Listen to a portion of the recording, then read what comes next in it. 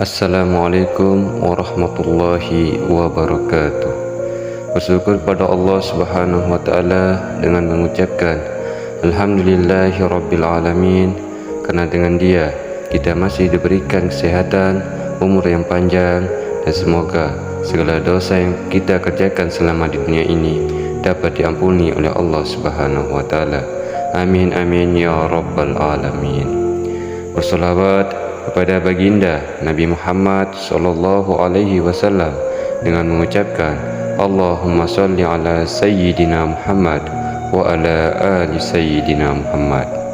Semoga dengan selawat ini kelak di akhirat kita termasuk orang-orang yang mendapatkan syafaat beliau. Amin.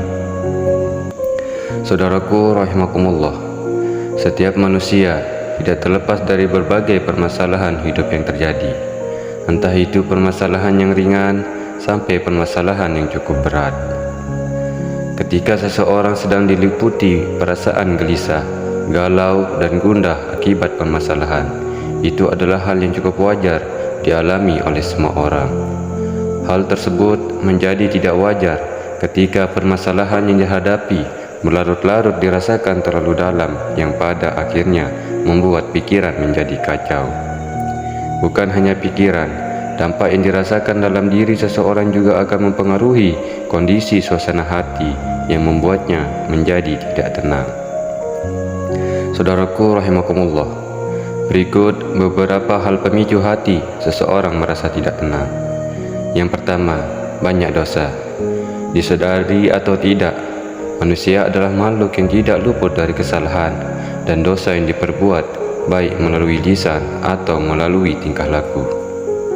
Dosa membuat manusia dibayang-bayangi perasaan bersalah yang membuat hati menjadi gelisah, merasakannya dalam hidup menjadi tidak bahagia. Ibnu Qayyim al-Jauziyah, seorang cendekiawan Islam, pernah berkata, "Jika kamu merasa hidupmu menjadi asing karena dosa-dosa yang kamu perbuat, segera tinggalkan dan jauhi dosa. Hati manusia tidak tenang karena dosa." Yang kedua, kurang bersyukur. Allah memberikan segala sesuatu kepada hamba-hambanya dengan takaran yang pas, tidak kurang dan tidak pula lebih. Ketika seseorang diberikan cobaan berupa kekurangan dalam hidup, semata-mata itu adalah sebuah cara untuk meninggikan derajatnya. Kurangnya rasa bersyukur atas keadaan yang sudah diberikan oleh Allah Subhanahu wa taala membuat orang merasa selalu kekurangan atas apa yang sudah dipunyai. Akibatnya, hati menjadi gelisah, memikirkan cara supaya semua keinginannya dapat tercapai. Hal ini yang membuat manusia tidak bisa merasakan ketenangan dalam menjalani kehidupan. Yang ketiga, terlalu menuntut. Penyebab selanjutnya mengapa hati menjadi gelisah dan tidak tenang dikarenakan banyaknya tuntutan yang harus dipenuhi dalam menjalani hidup. Dipastikan, seseorang yang selalu berharap semua keinginannya harus terpenuhi akan gelisah, sebab pikirannya hanya tertuju pada hal-hal yang membuatnya senang, padahal ia tidak memiliki kemampuan yang memadai untuk menggapainya.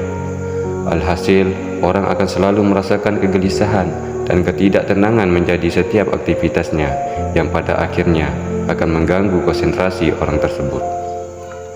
Yang keempat, terlalu mencintai dunia. Kecintaan yang berlebihan dalam meraih sesuatu yang bersifat duniawi memicu manusia tidak tenang menjalani kehidupan. Sebagai contoh, keinginan untuk mendapatkan kekayaan dengan cara apapun membuat orang-orang tidak berusaha bekerja dengan keras. Tujuan hidup manusia bukanlah dunia, melainkan kehidupan yang kekal di alam akhirat, sehingga semakin orang mengejar dunia, maka ia akan kehilangan akhirat. Padahal dalam agama Islam diajarkan bahwa antara kehidupan duniawi dan kehidupan akhirat, keduanya harus dijalankan dengan seimbang. Rasulullah Shallallahu Alaihi Wasallam pernah bersabda, "Yang aku takutkan setelah aku pergi pada umatku adalah terlalu berlebihan mengejar kesenangan dunia dan hiasannya untuk kalian." Hal ini menandakan bahwa mengejar kesenangan dunia adalah hal yang buruk dan cenderung menuruti hawa nafsu saja.